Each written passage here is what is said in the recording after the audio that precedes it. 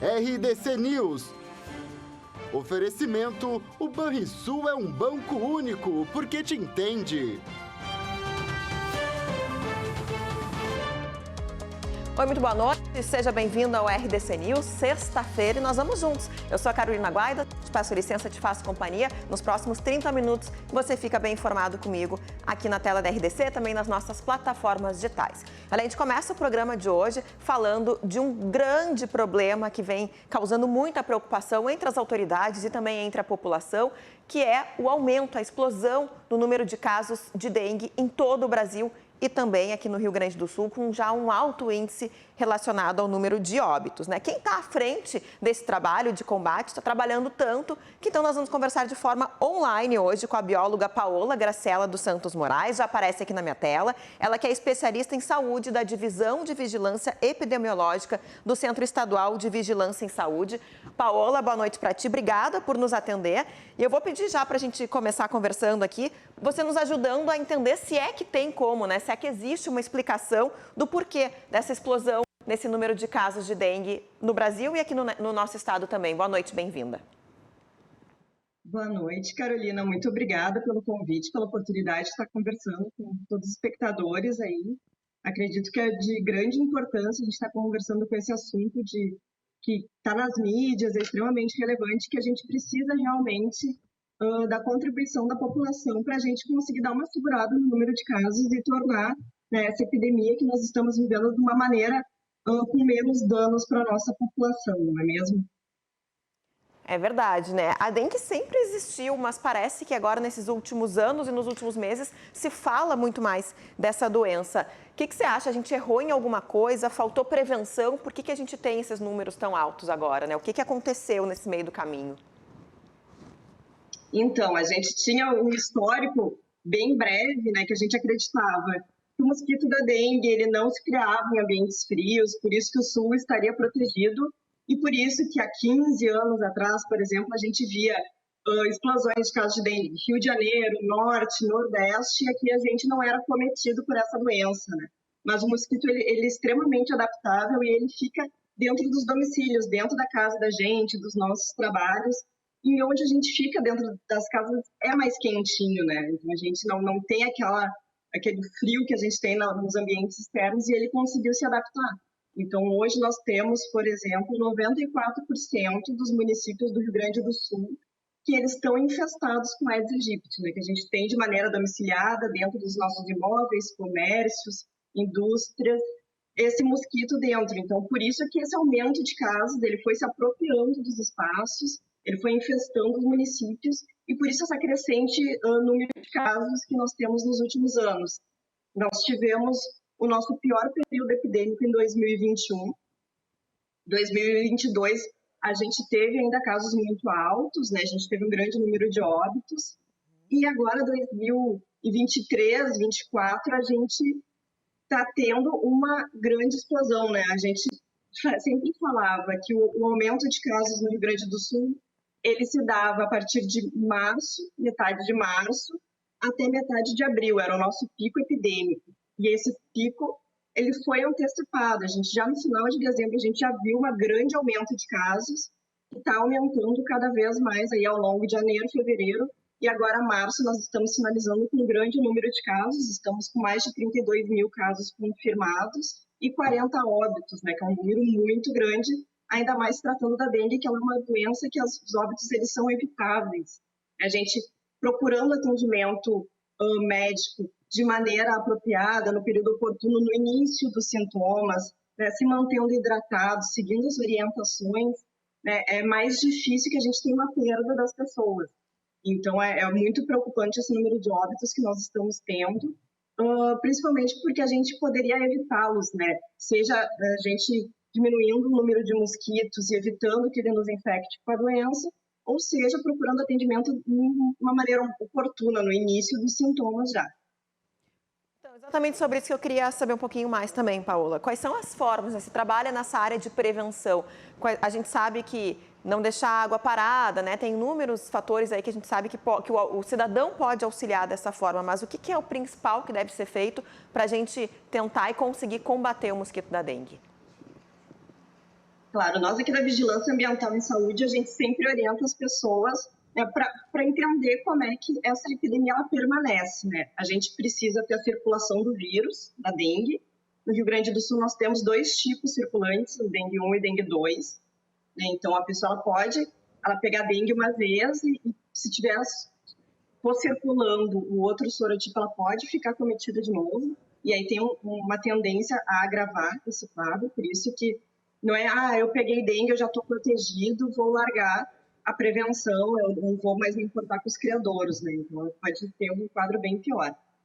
E a gente precisa, então, a gente tem a circulação viral, a gente precisa da presença do mosquito, que aí com as pessoas que estão suscetíveis, que ainda elas estão mais fragilizadas, ou elas não pegaram dengue nenhuma vez, não pegaram aquele sorotipo, elas estão aptas a se infectar pela dengue.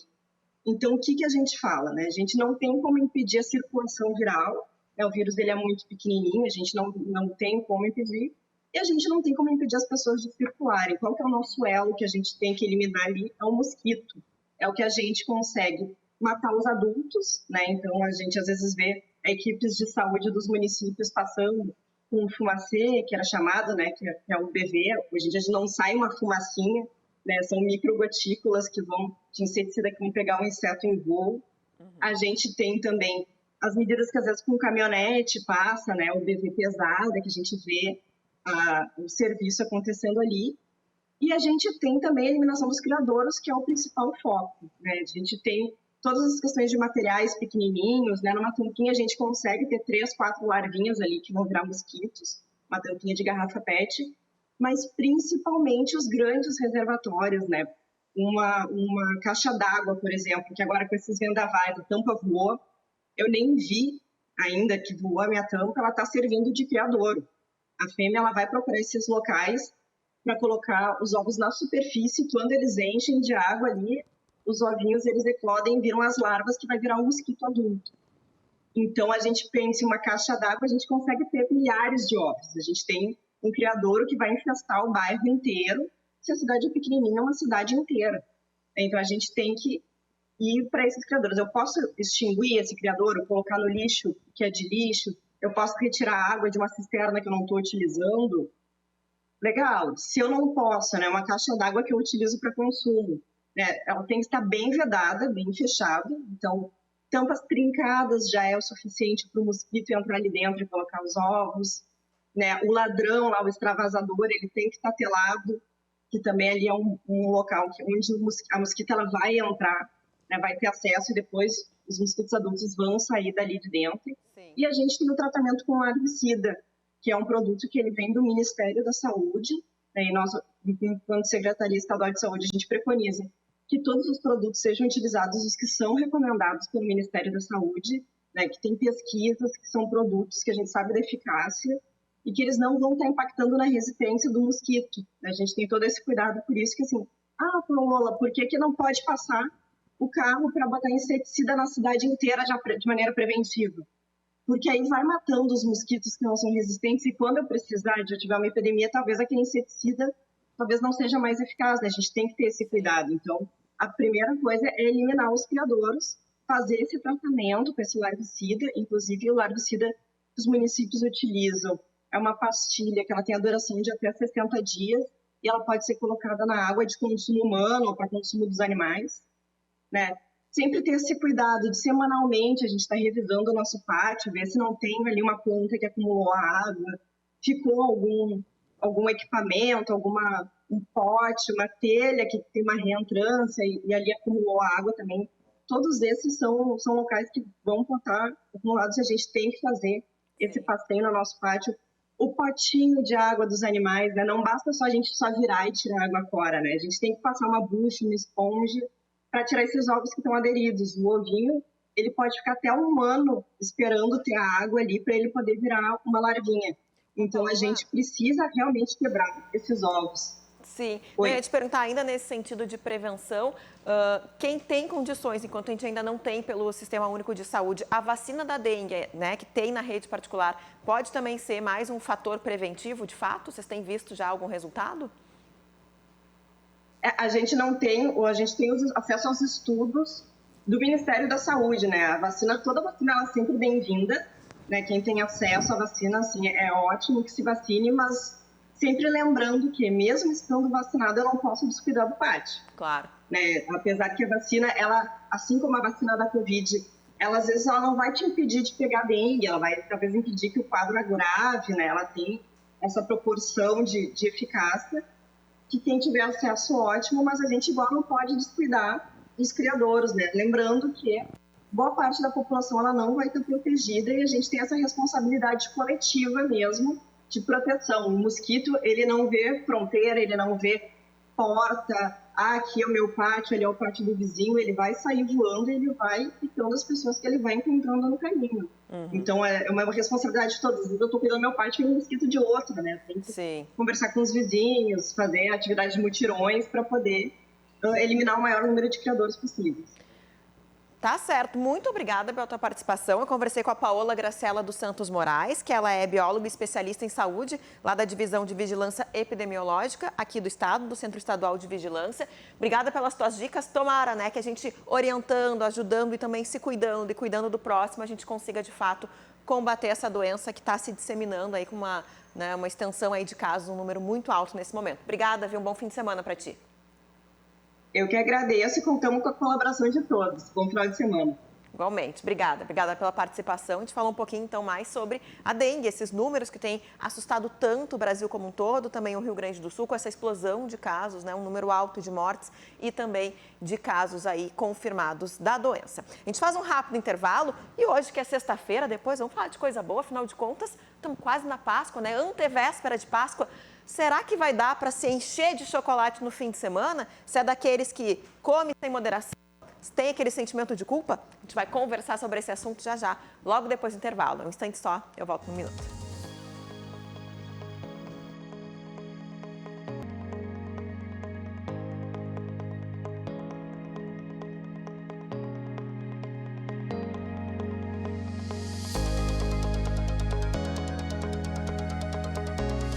De volta nesta sexta-feira e olha, a gente está quase na Páscoa e é claro que muita gente deixa tudo para a última hora e o movimento na busca por chocolates esse ano deve ter um aumento de cerca de 6%. Todo ano é assim. Na última semana antes da Páscoa, aquele corre-corre em busca de chocolates. Dando uma olhadinha, né? Não comprei nada ainda porque geralmente sempre deixo para a última hora, mas ainda não comprei. Nessa loja, em um shopping da capital, a Páscoa é uma das datas comemorativas mais movimentadas pelos clientes. Agora, essa última semana, o movimento está bem alto, bastante. A gente vem se preparando desde final de janeiro, para essa época do ano. Mesmo sendo depois de um período de férias, matrículas escolares e pagamento de impostos como IPTU e IPVA, a Páscoa esse ano deve aumentar as vendas em 6,5%, o que representa uma injeção de 213 milhões de reais no comércio do estado.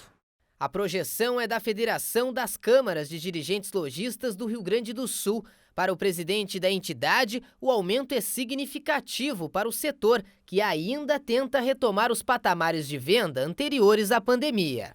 Precisa aí se descontar a inflação de em torno de 4,5%, mas que nos indica um crescimento real de 2%, que é uma notícia excelente, uma vez que essa retomada depois de 2020 da pandemia, essa retomada ela está sendo lenta, mas 2% de aumento real já nos alegra bastante e nos motiva. Ainda de acordo com a pesquisa, o ticket médio por cliente deve ficar em R$ 165 nessa Páscoa, valor influenciado pelo poder de compras da população. Além de buscar produtos de menor valor, alguns consumidores têm optado por adquirir os insumos e produzir os próprios chocolates em casa. É o caso do Vinícius, que vai fazer os ovos de Páscoa para a família. A gente aproveita, economiza um pouco e faz a diversão da molecada. Feito em casa ou comprado, o Vicente, de 5 anos, já aguarda ansioso o domingo mais doce do ano. E agora já está esperando o coelhinho da Páscoa. É claro que sim. Quando a gente fala de Páscoa, claro que a gente fala de chocolate, mas a gente tem que lembrar obviamente, do real sentido da data, da gente poder estar reunido com a família, com os amigos. Só que não tem como não pensar principalmente na culpa, no excesso. Dá para comer o chocolate garantindo um equilíbrio? Para a gente falar um pouquinho desse assunto, deixar mais leve essa nossa sexta-feira, eu tenho no estúdio agora para conversar comigo a nutricionista Júlia Melnick, que já está aqui ao meu lado. Júlia, boa noite, seja muito bem-vinda. Boa noite, muito obrigada pelo convite. Eu estou muito feliz de estar aqui. E sim, pessoal, dá para comer chocolate na Páscoa e deve comer chocolate na Páscoa, porque a gente tem essa tradição, tanto os adultos quanto as crianças, e pode sim fazer parte de uma maneira saudável sem grandes prejuízos. Mas como fazer isso? A gente tem como comer sem aquela culpa, sempre sem chegar na noite de domingo e dizer assim, nossa, por que eu exagerei tanto, né? O que dá para começar a pensar já antes de começar a abrir o ovo de Páscoa? A primeira coisa que eu gosto de fazer, eu gosto de explicar um pouquinho sobre o chocolate, né? Quando a gente pensa assim, mas o que é aquele chocolate 70%? O chocolate, vamos explicar, a gente tem 100% dele. Se 70% é cacau, sobra 30% para açúcar e gordura. Se 80% é cacau, sobra 20% para açúcar e gordura. Então, assim, é melhor dar com mais cacau? É melhor a gente receber? É mais saudável? É, mas se não gosta, não adianta nada. É melhor a gente comer, digamos, uma quantidade tranquila e saudável no chocolate que a gente gosta. E, pessoal, se não gosta muito, não come. A culpa, quando a gente come algo que a gente não gosta, ela realmente não vale a pena. Então, ganhou bastante coisa, guarda de uma maneira inteligente. A gente consegue guardar na porção. Eu vou lá olhar quantas calorias tem no chocolate. Vamos ver que 4 ou 5 quadradinhos tem 150 calorias em média. Vou guardar num papel alumínio já nas porções que eu quero comer durante a semana. Porque, realmente, comer tudo num dia, a gente não sente gosto de nada, 2, acaba que faz com que a gente se sinta mal.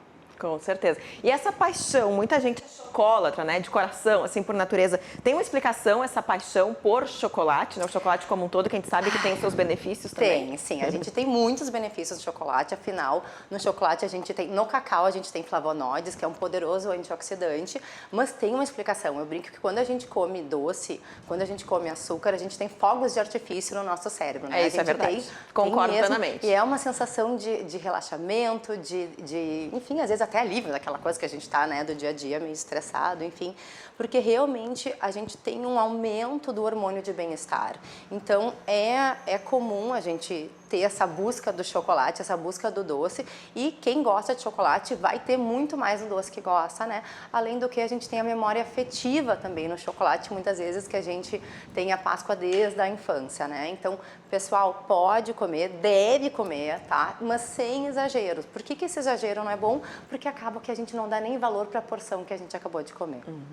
Quem ainda não comprou, a gente está na noite de sexta-feira, tem ainda o fim de semana, né, que deixou aí para a última hora. Dicas na hora da escolha. Tem como escolher de uma forma, não vou dizer mais saudável, mas, né, que não seja tão prejudicial? O que dá para fazer na hora de pensar nessa compra? A gente tem eu não vou dizer vilão, porque nenhum é vilão, tá? Mas a gente tem aquele chocolate recheado, aquele ovo recheado, que chega a vir de colher, que é muitas vezes o melhor de todos. Ele é o mais caro e mais calórico, né? Realmente ele é mais caro, ele é mais calórico e não dura tanto tempo na geladeira quanto os outros. A gente não consegue muitas vezes congelar ele, não fica tão gostoso quando a gente descongela. Então, na hora de escolher, olha quantas gramas tem. Se puder montar uma cesta bonitinha com quantidades menores do chocolate que a gente gosta mais, é melhor. Lembrando, pessoal, o chocolate branco, ele não é tão saudável quanto o chocolate preto, exatamente porque ele é feito da manteiga do cacau e não do cacau, que é quem tem esses flavonoides, esses antioxidantes, tá? Então, na hora da escolha, se puder ir pro lado do chocolate preto, né, melhor. Se puder ter mais cacau, melhor ainda. E se puder ser algo que a gente goste, que a gente vai dar valor e não coma por comer, aí é campeão.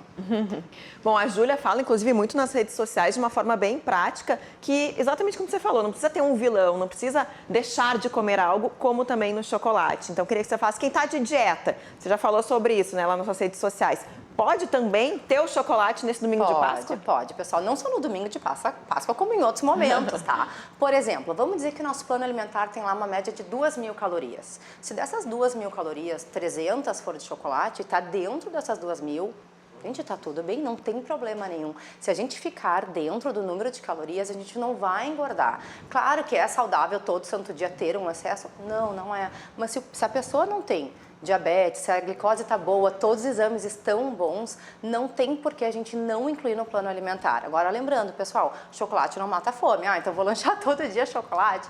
Pois é, vai ficar morrendo de fome, vai chegar lá na hora do jantar e vai tacar a geladeira. Então, se puder combinar o chocolate de um alimento que mate a fome, como que seja uma banana, que seja um sanduíche, vale a pena essa combinação, porque daí a gente vai ter o alimento que a gente gosta, lembrando de colocar ele no horário que a gente mais precisa, né? Porque às vezes a gente é depois do almoço ou depois do jantar, coloca ali onde a gente mais tem a necessidade, né? E na porção que não saia do número de calorias diário da necessidade de cada um.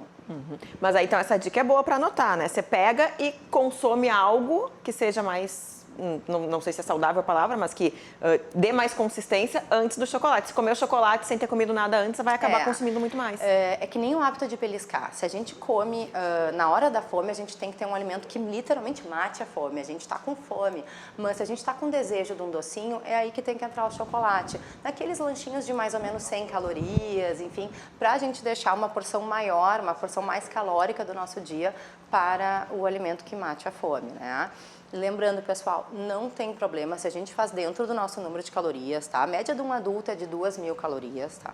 Não tem problema colocar todo dia, mesmo que seja um chocolate ao leite, porque eu sempre brinco, de nada adianta a gente colocar aquele chocolate 85%, que é muito mais saudável, realmente é infinitamente mais saudável, mas não mata a nossa vontade de doce, porque a vontade de doce, ela tem todo um lado afetivo, todo um lado de carinho, né? De comfort food, que a gente chama, que o chocolate nos dá, que também tem que estar presente no nosso plano alimentar. Bom, e a gente falando, né, desse gostar de chocolate. Eu tenho uma mini chocolate na minha casa, a minha filha de 4 anos adora chocolate, até os 2 anos não comia, hoje come, gosta muito. Tem alguma dica também para ter esse controle com as crianças? Que a gente sabe que, né, assim, o adulto sabe mais o limite, a criança parece que não tem saciedade quando o assunto é doce. O adulto sabe o limite e ele não se limita, então imagina a criança, né? A gente, primeira coisa assim, ó, pessoal, não deixa na mão, não dá para deixar chocolate na nossa frente, né? O que os olhos não veem, o coração não sente. Essa dica para criança e para adulto também. Então, total. assim, a gente vai limitar a quantidade, tá? Que a criança vai ser exposta, por quê? Porque é gostoso, o chocolate, ele literalmente, né, libera fogos de artifício no nosso corpo inteiro, então nunca vai deixar de ser bom. Então a gente tem que limitar o consumo daquela criança da mesma maneira, combinando com um alimento que mate a fome. Porque se o lanche dela, eu vou mandar para a escola, então só os ovinhos de chocolate, ela vai ficar com fome, vai faltar energia para essa criança passar o resto do dia. Então pode mandar, mas combina com um alimento que goste e combina com porções pequenas, né? Faça porções pequenas exatamente porque senão a criança também não consegue parar de comer e, enfim, a gente quer ensinar que pode comer, até para não ter um transtorno alimentar, aquela coisa, não pode comer, sair restringindo também não é legal. Mas a gente tem que ensinar a criança a comer até ficar saciada. Ou não, tu vai pegar hoje um pouquinho, mais tarde tu vai comer uma fruta. Ou seja, fazer uma combinação saudável para essa criança, que ela é exposta àquilo. Ou seja, eu comi hoje, eu sei que eu vou comer amanhã, então eu não preciso comer demais. Ou seja, fazer um bom relacionamento com aquele alimento que muitos adultos não têm, né? Muitos adultos são assim, agora que eu já comi, agora azar, eu vou comer até passar mal. E é isso que a gente não quer criar numa criança. O famoso meter o pé na jaca, né, que a gente fala, né? Exatamente. E não saber até onde limitar tudo isso, né? Bom, você falou dessa questão de também poder guardar, saber tanto para criança quanto para adulto como limitar um pouco. O que a gente pode fazer, então? Qual é a dica para conseguir guardar de uma forma que também, quando você for consumir esse chocolate, ele ainda esteja, né, daquela mesma forma gostosa de quando você recebeu ele? Exato. A gente, primeiro assim, tá muito calor, né? Então, se a gente for guardar, tem que ser em ambiente que não vá derreter. Porque essa coisa de quando o chocolate ele derrete, depois a gente quer comer, ele tá todo, não fica tão bom. Então, assim, pode guardar na geladeira e depois retirar da geladeira ou algum armário, enfim, que seja que não aqueça tanto. Eu sempre dou a dica de realmente olhar o rótulo, veja quantas calorias tem e tenta guardar mais ou menos lá 150 calorias. Eu vi que tem, enfim, 4 quadradinhos tem 150 calorias, eu vou guardar num papel alumínio de 4 em 4 e vou colocar no congelador, de manhã eu tiro para levar comigo para o trabalho e como de sobremesa. Essa é a maneira mais organizada que a gente pode fazer porque é muito mais fácil a gente parar de comer uma porção única do que abrir aquele ovo e ter que parar de comer, mas não vou pegar só mais um pouquinho. E só mais um pouquinho tá no congelador, já é mais difícil de pegar. Enfim, a gente tem uma maneira mais tranquila de controle do nosso impulso mesmo. Legal, né? Essas dicas são muito boas. Agora, a gente está falando hoje principalmente sobre o chocolate, mas eu vejo muito que você leva com os pacientes isso para a vida como um todo, da questão do equilíbrio, né? Não necessariamente tenha que trocar algo que gosta por algo que não comeria porque está no período de dieta ou numa reeducação alimentar. O que se pode fazer na vida, não só na época de Páscoa, para se ter esse equilíbrio e essa boa relação com a comida que é tão importante? A primeira coisa é escute seu corpo. A gente tem uma vontade genuína, às vezes, de comer um doce. Quando a vontade é genuína, pessoal, comam. Estou com vontade de verdade, come. Mas quando é aquela coisa, não tenho nada para fazer, acho que eu vou comer um doce. Isso não é uma vontade. Essa é a vontade que tem que parar. Ou alguém te ofereceu, assim, tu tá no trabalho, chegou alguém com uma caixa de bombom, eu quero. Tu não tá com vontade de comer chocolate, tu vai comer ou doce porque te foi oferecido. Então, escuta teu corpo. Se a vontade é de verdade, come. A vontade de verdade, ela geralmente não gera culpa. Porque tu tava com uma vontade, aquele alimento, ele te fez muito bem. Quando ele gera culpa é porque tu comeu, não precisava ter comido isso. Por que eu comi? Nem tava com tanta vontade, né? Então, a primeira coisa é escutar o corpo quando a vontade é genuína. A segunda coisa é gente até diabético, até pessoas que têm colesterol alterado, triglicerídeos alterado, glicose alterado, podem comer. A gente tem alguns casamentos que a gente faz na nutrição que são muito interessantes. Por exemplo, o chocolate tem um índice glicêmico alto, né? Ele aumenta o açúcar no sangue. Ele aumenta, mas se a gente combinar ele com uma fibra, por exemplo, que pode ser a fibra da fruta, pode ser a fibra, enfim, da salada que tem no almoço, de um arroz integral, a gente vai baixar o índice glicêmico, vai fazer com que esse chocolate não aumente tanto o açúcar no nosso sangue. Então, todo mundo pode comer. A diferença é que para algumas pessoas a gente tem que fazer alguns casamentos, né, de fibras e coisas assim, e para outras pessoas simplesmente a gente vai colocar numa porção que não gere engorde e também que não gere uma dependência do hábito alimentar, tá? E às vezes eu digo assim, tem gente que come todo dia sobremesa. Tá, mas será que tu tá com vontade todo dia dessa sobremesa ou tu tá comendo por comer porque tu tá acostumado a terminar de comer e pegar aquela sobremesa? Então, de novo, escutem o corpo de vocês. Se a vontade é de verdade, comam. Se vê que não precisa, deixa para outro dia. Que legal, tá aí. A gente teve muitas boas dicas da nutricionista Júlia Melnick, hoje comigo aqui no estúdio. Muito obrigada pela participação. Júlia está sempre lá bem ativa nas redes sociais, dando várias dicas de saúde e alimentação, né? Ela tá com um copinho de água ali também, pra gente falar sempre da importância. E nessa sexta-feira de Páscoa, a gente deseja, né, Júlia, juntas, eu acho uma Páscoa muito doce para todo mundo, com muito amor, muita saúde. Eu te agradeço mais uma vez por ter estado aqui conosco. Foi um prazer enorme. Muito obrigada. E assim o RDC News desta noite vai ficando por aqui. Te desejo um ótimo fim de semana, uma sexta-feira de muita paz, um fim de semana de muito amor em família e, claro, chocolate com moderação, né? Tendo o limite, sabendo até onde você pode ir, dá para comer sem culpa. Boa noite e até mais. Tchau, tchau.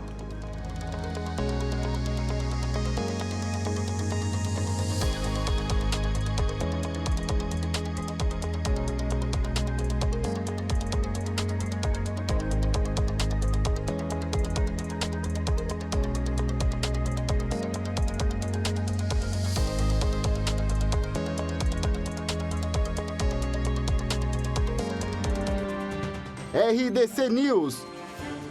Oferecimento: o Banrisul é um banco único porque te entende.